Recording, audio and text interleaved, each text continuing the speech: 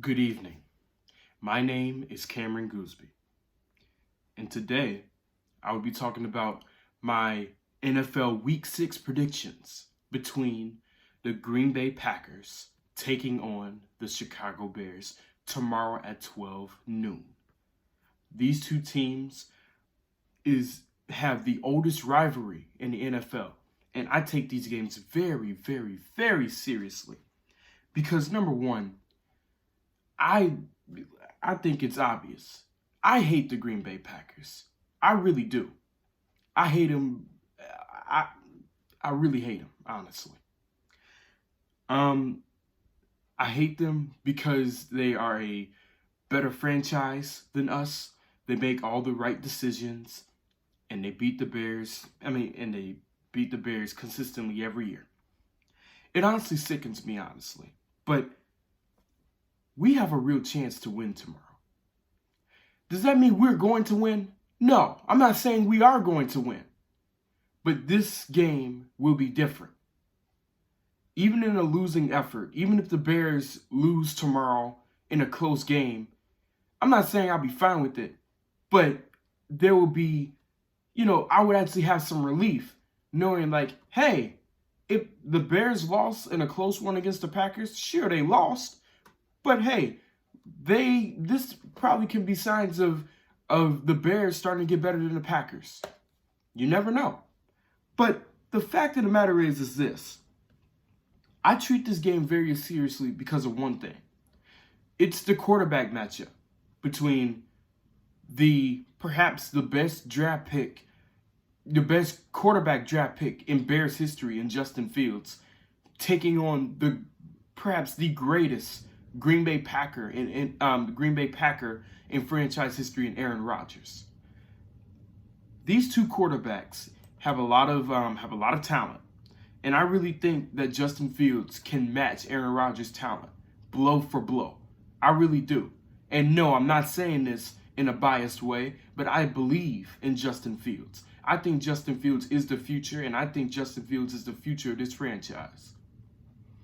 And I think he will perhaps one day bring that elusive Super Bowl title that has been waiting to come back to the Windy City after all these years. But looking at the Packers, this team, they honestly should have lost last week. And no, I'm not discrediting their win, but at the same time, when your kicker misses 3 field goals in the clutch, in a row, mind you, 3 field goals in a row in the clutch, mind you, you honestly don't win that football game. You don't even deserve to win that football game. And the fact is, the Cincinnati Bengals played really good with their very young quarterback in Joe Burrow against Aaron Rodgers. They did a really good job. But the fact of the matter is they couldn't get the job done because they were too undisciplined on defense and their play calling was too inconsistent. And that was the reason why the Bengals lost that game. And then not to mention they missed that field goal in overtime as well. But then, also with the Packers, Rodgers didn't have a terrible game, but it wasn't a typical Aaron Rodgers type of game. Rodgers didn't throw a 3-touchdown, 275-yard passing game. No, he never had that. He was playing like he was not trying to lose. And with him playing like he's not trying to lose, you saw a little bit more desperation inside of Aaron Rodgers last week. If you even saw the game, you saw a little bit more desperation because he saw that Green Bay was on the decline. He saw that they almost lost to the Cincinnati Bengals, which, mind you, I think they're one of the best young teams in the league, but I didn't think they was going to beat the Packers last week. I really did not. But the fact of the matter is this. The Packers won last week. They did their jobs enough, and they got the win last week.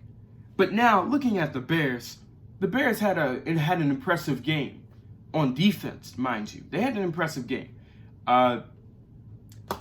They held the Las Vegas Raiders to 9 points. Hell, they went even beyond my expectations. They did.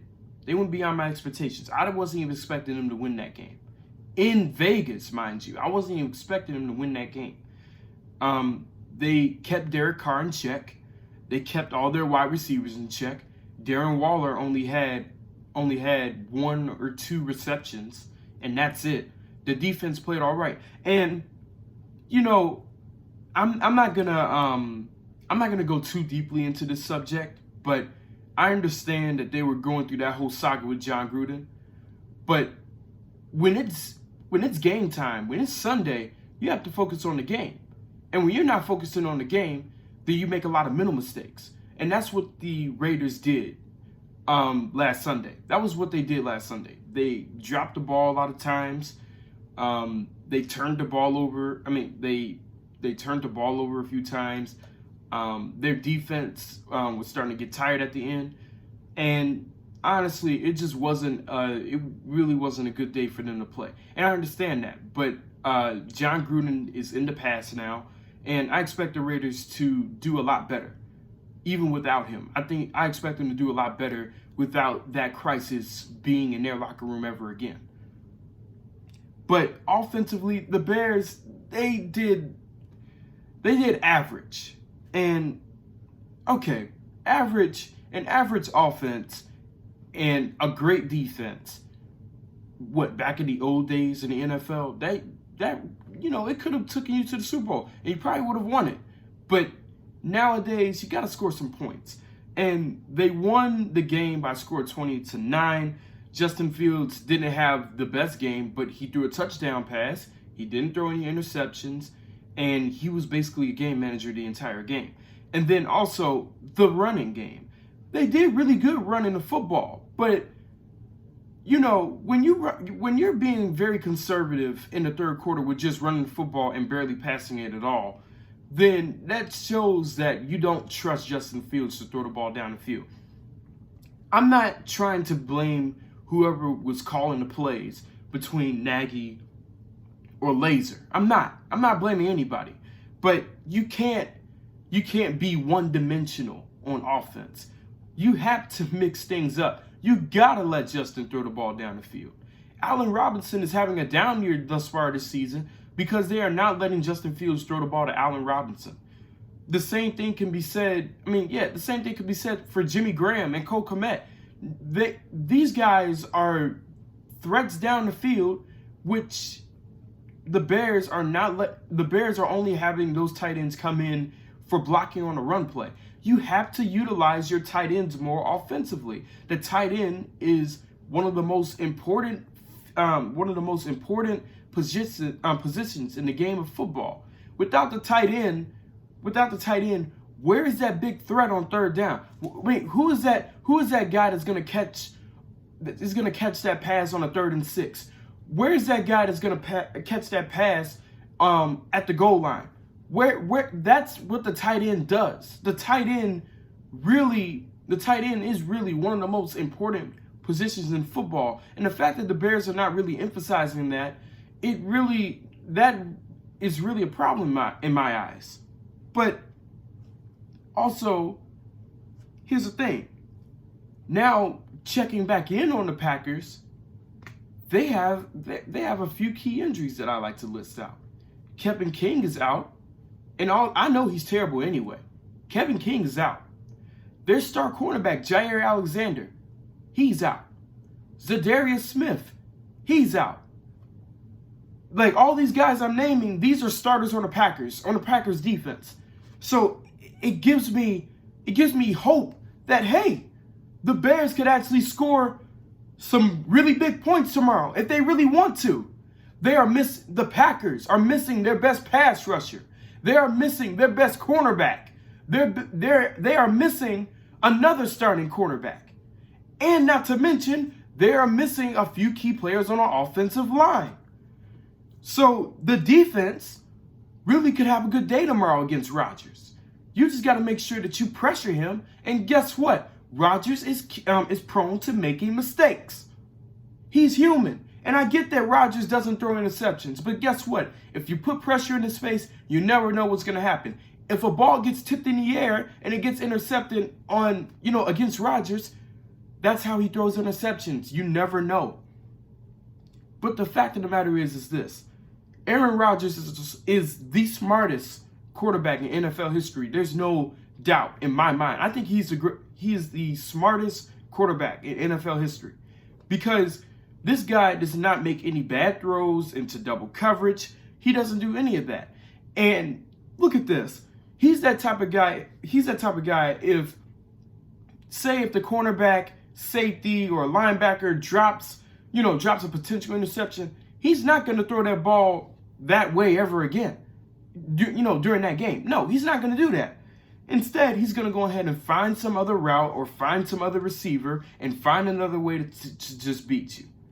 The fact of the matter is, the Bears have to force mistakes on Rodgers tomorrow. They really do. And then, not to mention, they have to stop the run with Aaron Jones.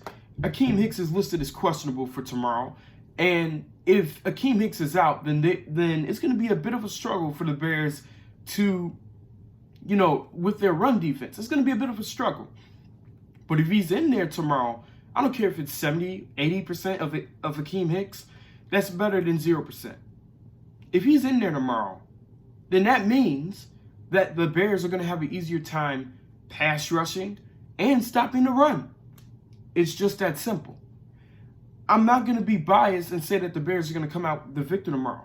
Hell, here's the thing, but I'm also not saying that they're going to get blown out tomorrow. Somehow, some way, I think Green Bay could still win this. But there's also a slightly small chance where the Bears could actually come up with the upset here in Chicago. I think that because of all the key injuries that the Packers have, they are the number 22 ranked offense in the league this year. And then, not to mention, the only wide receiver they have on their team that is elite is Davante Adams. Jalen Johnson has been playing really good this year. So this is going to be a big test for him tomorrow. And this is going to be a test for him tomorrow to see whether he's biting more than what he could chew against a wide receiver like Davante Adams. So this is going to be a big test for him tomorrow. But I think he's ready. I think the Bears are ready. I think that the Bears are a 50-50 shot tomorrow against the Packers, considering all their injuries, considering their slight struggles on offense this year, and with Aaron Rodgers' slight struggles this year, with being protected in the pocket. I think this could be an easy 50-50 shot. I don't know who's going to win this game tomorrow, honestly. I mean, I'm not saying it's going to be a tie tomorrow, because there's definitely going to be a winner and there's definitely going to be a loser. But the fact of the matter is this. These two teams are evenly matched tomorrow. And hey, I wouldn't mind seeing the Bears get an upset victory against Green Bay. It would warm my heart. It really would. But with that all being said, if you're going ahead and like this video, I'd like for you guys to go ahead and leave a like, leave a comment, subscribe, and hit that notification bell. I really don't have a score for tomorrow's game because it's honestly a coin toss, in my opinion. I think it's honestly a flip. It's a flip, it's a flip game. And I honestly don't know who will come out as a winner tomorrow. I get that the Bears have offensive line struggles, but the Packers are missing. The Packers, once again, they are missing their best pass rusher. They are missing their best cornerback. The Bears could score a lot of points tomorrow. I want everyone to be on the lookout for tomorrow's game. It'll be on Fox tomorrow at 12 p.m. And I will be watching too. I'll see y'all later. Also, one more thing. I recognize that we are also having our rookie running back coming into the game tomorrow. But Khalil Herbert had one hell of a game last week. He had 70 yards carrying last week. He did a pretty good job. I think that Khalil Herbert, he could really step up. I think he could probably just be just as good as Montgomery. He could probably be a very solid backup in this league alongside Damian Williams. So you never know what's going to happen tomorrow. I think he could possibly have a breakout game and be the new kid on the block.